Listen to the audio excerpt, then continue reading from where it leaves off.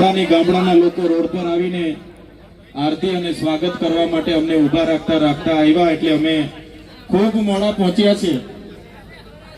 પણ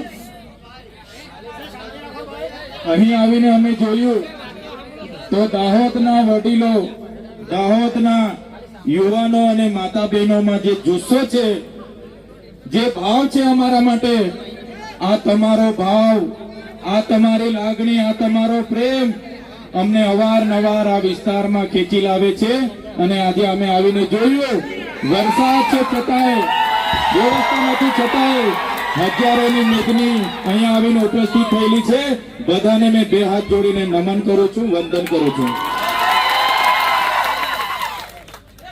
દાહોદની પ્રજા એટલે આખા રાજ્યમાં, આખા દેશમાં દાહોદનું નામ આવે એટલે જે ઇમારતો છે, એ ચાહે વિધાનસભાની ઇમારત હોય, એ ચાહે સચિવાલયની ઇમારત હોય, એ ચાહે હાઈકોર્ટની ઇમારત હોય, જે પણ ઇમારતો, જે પણ ભવનો, જે પણ આવાસો, જે પણ આજે વિકાસના નામે ગુજરાતમાં બન્યા છે, એના પાયામાં દાહોદના લોકોનો પરસેવો છે.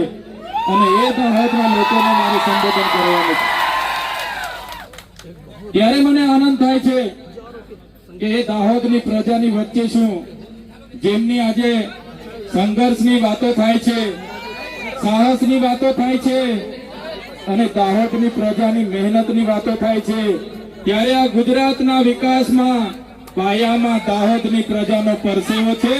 એટલા માટે આજે ગુજરાત વિકાસની પંથે આગળ વધી રહ્યું છે. આઝાદીના 78 વર્ષ થઈ ગયા. આજે અઠવાડિયા પહેલા, દિવાળી પહેલા ગુજરાતની સરકારે વિકાસ સપ્તાહ માટે ગામડે ગામડે રથ લઈને એમના ધારાસભ્ય અને સાંસદ સભ્ય પહોંચતા હતા, ફરતા હતા અને વિકાસની ગાથા સંભળાવતા હતા. વિકાસની મોટી મોટી વાતો થતી હતી. ત્યારે વિકાસ મહોત્સવ આજે ચાલે છે. એક બાજુ 78 વર્ષનો અમૃત મહોત્સવ ચાલે છે, છતાં આજે એ દાહોદ જિલ્લો હોય કે નર્મદા જિલ્લો હોય, આજે ગુજરાતના અને દેશના અતિ પછાત જિલ્લામાં દાહોદ અને નર્મદા જિલ્લાનું નામ આવે છે. આઝાદીના 78 વર્ષ થઈ ગયા. અમારા દાહોદના લોકોએ આ દેશની, આ ગુજરાતની ઇમારતોમાં પરસેવો પાડ્યો છે. એક પ્રકારે નર્મદાના, છોટાઉદેપુરના, મધ્યપ્રદેશના, મહારાષ્ટ્રના લોકોએ નર્મદા ડેમમાં પોતાની જમીનો આપી દીધી. આ વિસ્તારમાં નવા પ્રોજેક્ટો આવે એટલે જમીનો લઈ લેવામાં આવે. કોરિડોરના નામે, સ્ટેચ્યુના નામે, જીએમડીસી ના નામે, જીઆઈડીસી ના નામે, વિકાસના નામે જ્યારે પણ આ વિસ્તારમાં પ્રોજેક્ટો આવે છે, ત્યારે મારા આદિવાસી ખેડૂતોની જમીનો સહમતિ વગર લઈ લેવામાં આવે છે. ગ્રામ સભાની સહમતિ નથી પણ લેવામાં આવતી અને બારોબાર જમીનો લેવામાં આવે છે. ત્યારે આજે આખા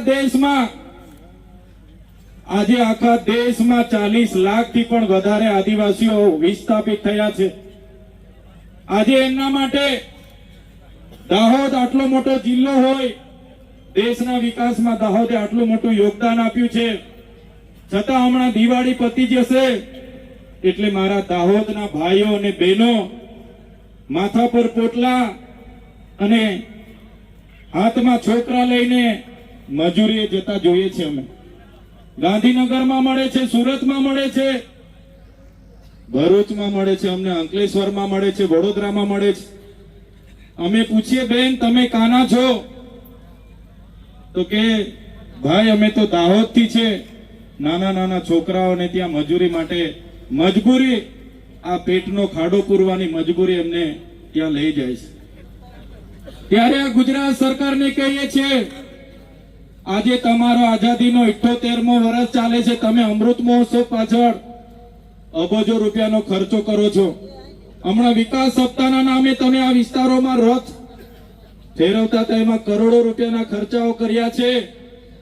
મનરેગા યોજનામાં દરેક બિનકુશળ શ્રમિકને 100 દિવસ રોજગારી આપવાની વાત હતી. આજે અમારા આદિવાસી વિસ્તારોમાં રોજગારી ન હોવાથી અમારી બેન દીકરીઓ જ્યારે શહેરોમાં જાય છે ત્યાં અમારી બેન દીકરીઓનું શોષણ થાય છે, અન્યાય થાય છે, બળાત્કારો થાય છે. આ મજબૂરી, આ પરિસ્થિતિ પેદા કરનારી આ ભારતીય જનતા પાર્ટીની સરકાર છે. એમને આવનારા દિવસોમાં ઉખાડીને ફેંકી દઈશું. મનરેગામાં કૌભાંડો થયા. અમારા લોકો એક બાજુ રોજગારી માંગે, અમને રોજગારી આપો, રોજગારી આપો, અને આપણા મંત્રીઓના છોકરાઓ રોજગારીના પૈસા પોતાના એજન્સીના ખાતામાં કરોડો રૂપિયા સેરવી લીધા. અહીં એક બાજુ આપણી બહેનો પીવાના પાણી માટે તરસે અને એમના સાંસદ, એમના ધારાસભ્યના લોકોએ નલ સે જલમાં કરોડો રૂપિયાના કૌભાંડો કરી લીધા. અહીંયા દાહોદમાં આપણા મૂળ માલિકોની જે જમીનો હતી એ જમીનો ખોટા દસ્તાવેજો ઉભા કરીને કેટલાક અધિકારીઓ અને નેતાઓએ બારોબાર વેચી દીધી. ત્યારે મારા યુવાનોને, મારા વડીલોને આહવાન કરું છું, મેં આવનારી ચૂંટણીમાં એ લોકોને તમારે આનો જવાબ, ઈંટનો જવાબ પથ્થરથી આપવાનો છે. ઈંટનો જવાબ પથ્થરથી આપવાનો છે. જંગલ ખાતામાં ગયા વર્ષે 100 કરોડનું દાહોદનું કૌભાંડ થયું. ગુજરાત પેટર્નમાં કૌભાંડ થયું. આદિ આદર્શ ગ્રામમાં 100 કરોડ રૂપિયા દાહોદમાં આવ્યા, એનું કૌભાંડ થયું. દરેક વખતે અમે દાહોદ આવીને મીડિયા મિત્રોને જણાવ્યું કે દાહોદના લોકો સાથે આટલી બધી અન્યાય કેમ. ત્યારે આ વિસ્તારના સાંસદોના નામ આવે અને તપાસ બંધ થઈ જાય. આ વિસ્તારના ધારાસભ્યોના નામ આવે અને તપાસ બંધ થઈ જાય. આ વિસ્તારના મંત્રીઓના નામ આવે અને તપાસ બંધ થઈ જાય. હવે સરકારો, મંત્રીમંડળ બદલી રહી છે, પણ અમારી પ્રજા આવનારા દિવસોમાં તમારી સરકાર બદલી નાખવાની છે. તમે જોયું હશે મનરેગાનું કૌભાંડ આપણે બહાર પાડ્યું. નકલી કચેરી અહીંયા સિંચાઈની બોડેલીમાં આપણે બહાર પાડી. ટેટ પાસ ઉમેદવારો માટે આપણે અહીંયા રેલીઓ કરી. પોસ્ટ મેટ્રિક શિષ્યવૃત્તિ બંધ કરી દેવામાં આવી. આપણા બાળકો ઉચ્ચ અભ્યાસ માટે વર્ષોથી પોસ્ટ મેટ્રિક શિષ્યવૃત્તિ મળતી હતી, જેના આધારે આપણા યુવાન અને યુવતીઓ મેડિકલમાં જતા, જીએનએમમાં જતા, ફાર્મસીમાં જતા, બીએસસીમાં જતા, ડિપ્લોમા કરતા, ડિગ્રી કરતા. અને આ સરકારે 28/10/2024 ના રોજ શિષ્યવૃત્તિ બંધ કરી. 5000 વિદ્યાર્થીઓને લઈને અમે વિધાનસભાનો ઘેરાવો કર્યો. ત્યારે આ વિસ્તારનો એક પણ ધારાસભ્ય આપણા બાળકો માટે એક શબ્દ બોલવા તૈયાર નહોતો.